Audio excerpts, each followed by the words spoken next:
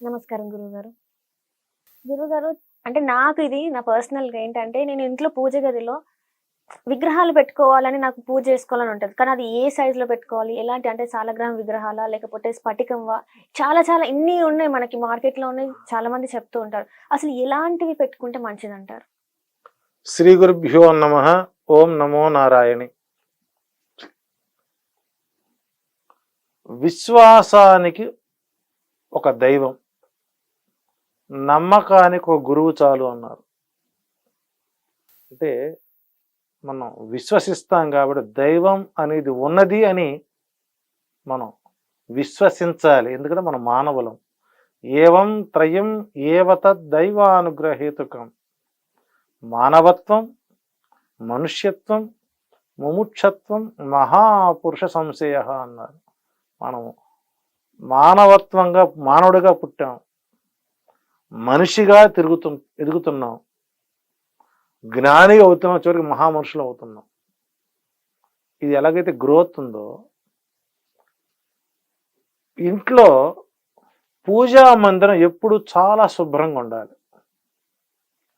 అన్నవరం వెళ్ళాం, సత్యనారాయణ స్వామి ఫోటో పట్టుకొచ్చాం, దారిలో కనకదుర్గ అమ్మవారు కనపడింది, కనకదుర్గ ఫోటో కొనుక్కొచ్చాం, మధ్యలో వేదాద్రి కనపడింది, నరసింహస్వామి తెస్తాం, పక్కన తిరుపతమ్మ గుడి కనపడింది, ఆ ఫోటో పట్టుకొస్తాం, దారిలో వస్తుంటే వేణుగోపాసం కనపడింది, ఆ ఫోటో పట్టుకొస్తాం. ఆ ఇల్లు మొత్తం ఫోటోలు నింపేస్తారండి. వాళ్ళ కొడుకు చావాలి. నీవు ఎవరికి పూజ చేస్తున్నావు వాళ్ళకి అర్థం కాదు. శృతిలేలి సినిమాలో కనుక ఆ శ్రీలక్ష్మి పొగబెట్టినట్టుగా పూజా మందిరంలో ఉండవలసినది నీకు నమ్మకం ఉన్నటువంటి ఒక దైవం, యాజ్ ఎ సింగిల్ పర్సన్, ఒక్క ఫోటో. లేదు మీ ఎలవేలుపు ఉంటుంది, మీ కుల దైవం. కుల దైవాన్ని విస్మరించకూడదు, విశ్వాసం నుండి యుగ పురుషుడిని మనం విశ్వసించకూడదు. ఇంకా మన వాళ్ళు చాలామంది చనిపోయిన వాళ్ళ ఫోటోలు తెచ్చి దేవుడి దగ్గర పెడతారు.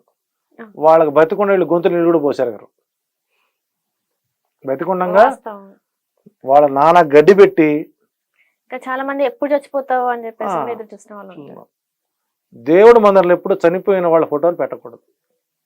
కలో వెంకటనాయకస్య, కలియుగంలో వెంకటేశ్వర స్వామి వారు అందరికీ సృష్టికి ఇలవేలుపు, కలియుగానికి. ఆయన యుగ పురుషుడు. ఆయన పెట్టుకోండి.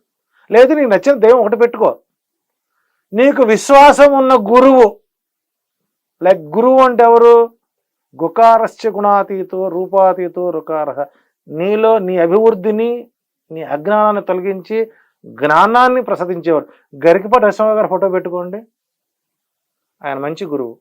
చాగంటి కోటేశ్వరరావు గారిని ఫోటో పెట్టుకోండి, ఆయన మహాగురువు. షిరిడి సాయి ఫోటో పెట్టుకోండి, ఆయన ఆది గురువు. అంటే ఇక్కడ మనము చేసేటువంటి పూజ ప్రశాంతంగా ఉండాలి. మనం అన్ని ఫోటోలు పెట్టుకొని ఆ ఫోటోలకి పూలు పెట్టాలంటే ముందు అరగంట పడుతుంది. మళ్ళీ ఉదయం ఆ పూలు మొత్తం తీయాలంటే మళ్ళీ ఇంకో అరగంట పడుతుంది. అంత టైం ఎక్కడుంది? అసలు ఇంట్లో పూజ చేసే అవకాశమే కష్టమైనప్పుడు మనం చేయగలిగింది ఏం లేదు. ఎప్పుడు ప్రశాంతంగా కూర్చుంటాడు?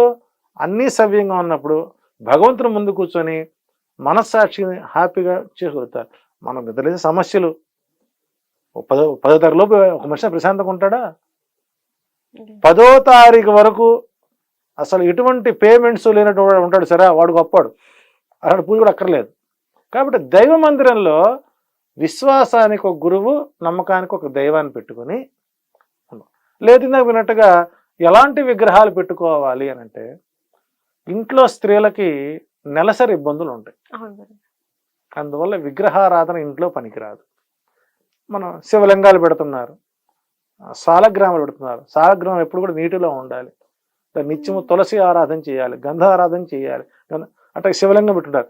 ఏది పెట్టుకున్నా కూడా కేవలం అంగుష్ట మాత్రం, బొటన వేలు కంటే పొడవు ఉండకూడదు. అవి ఆహారం ఇవ్వకపోయినా పట్టించుకో. ఇంతకు మించి ఉందనుకోండి, నిత్య నైవేద్యం పెట్టుకోవాలి. ఇంట్లో ఉన్నటువంటి మొగుడికే సక్రమంగా అనవడం వాళ్ళు ఎంతమంది ఉన్నారు. పిల్లల క్యారేజీలు కట్టక చూస్తుంటా నేను. ఒక డబ్బా తీసుకెళ్తా, అంకుల్ 2 ఇడ్లీ పెట్టు, చట్నీ స్కూల్ టైం పోతుంటారు. అంటే మన పిల్లలకి మనం క్యారేజ్ కట్టే స్థితిలో మనం లేనప్పుడు ఇంకా భగవంతుడికి అన్నం పెడతామా? ఒకవేళ భగవంతుడు నిజంగా అన్నం తినడం అనుకోండి, దీపారాధన కూడా చేయరు అక్కడ.